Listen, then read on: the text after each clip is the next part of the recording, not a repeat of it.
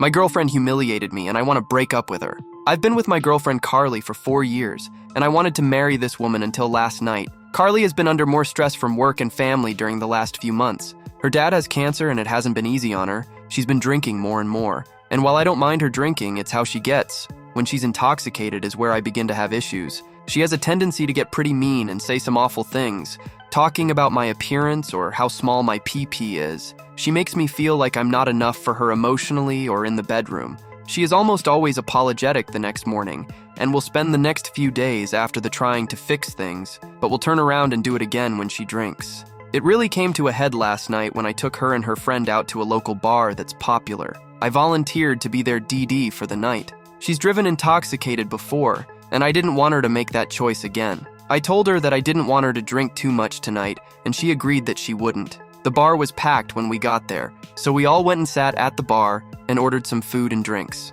They were enjoying themselves, and I watched the game. While they drank and enjoyed themselves, I got up and went to the bathroom. And when I came back, I noticed my girlfriend was getting loud and her friend screamed "PP sleeve" while laughing. She then said as I walked up and was in earshot that her ex was the biggest she had and she missed it. I pretended not to hear it because I knew she was getting intoxicated. I touched her back and sat down at the bar again before the guy sitting at the table grabbed both our attention and asked us if I was the PP sleeve guy. And I immediately felt like I was going to be sick. These guys are laughing at me. And I asked Carly if she was serious. She kept laughing, so I just grabbed my keys and walked out. I left both her and her friend there at the bar, and I drove home.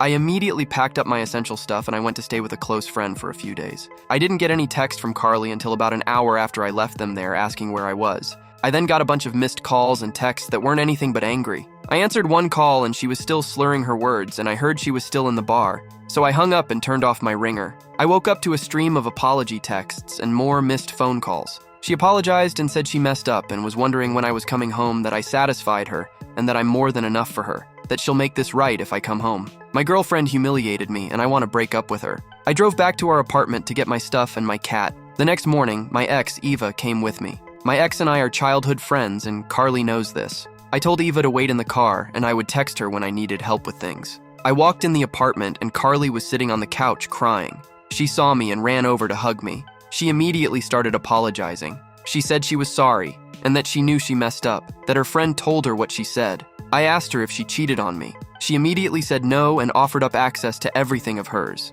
I explained to her that wasn't what I wanted. She insisted she didn't mean what she said, that I'm more than enough for her. She claimed she only knew about mentioning her ex because a friend told her. She emphasized it wasn't true, that she didn't miss him, and I'm the one she wants to be with long term. I told her how her behavior when intoxicated had affected my feelings. She expressed understanding and remorse. I said I needed space and no contact for a while. Even though I care for her due to our history, I explained she needs to focus on self-improvement. I informed her about staying at Eva's place, which she accepted. I agreed to cover the remaining rent, but made it clear she'd need to handle housing arrangements after that. Back at Eva's, I felt relieved. Carly sent apologetic messages, which I acknowledged before moving on. Eva and I spent time reminiscing and talking. The evening took an unexpected turn, but I made sure to respect boundaries given the circumstances. The next morning, we addressed what happened. We went out for dinner and I treated Eva to thank her for her support. The evening ended on a positive note,